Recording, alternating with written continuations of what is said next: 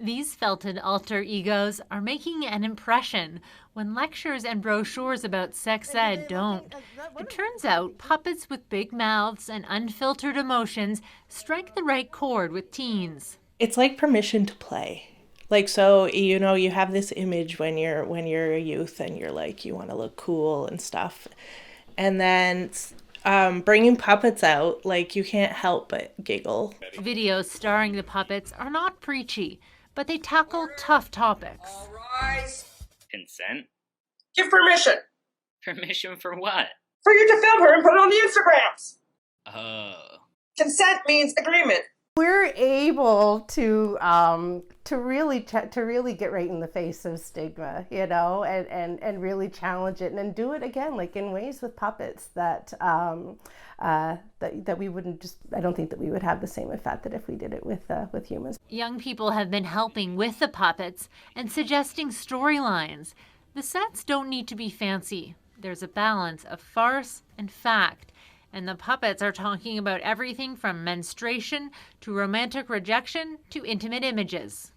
So next up, this winter, Betty the Yeti will be starring in a new video about Sleeping Beauty, and they'll be talking about consent. So far, thousands of people have watched the videos on social media.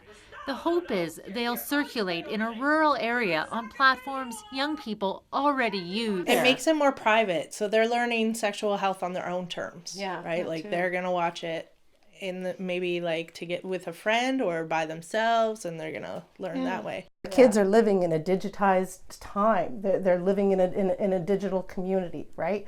Yeah. So there's so much harm. There's so much hurt, so much anxiety out there. That good sexual health education is needed more than ever. Peekaboo. The puppets also have another superpower. In the classroom and at youth programs, kids often ask questions they wouldn't otherwise feel comfortable with. It's like a disguise almost. Like that, it's not them.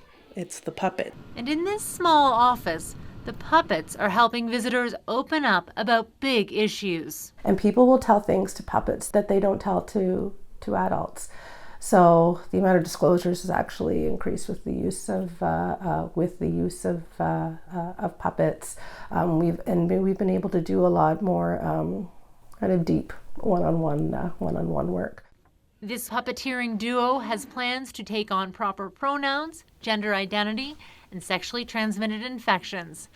Elizabeth McMillan, CBC News, Amherst.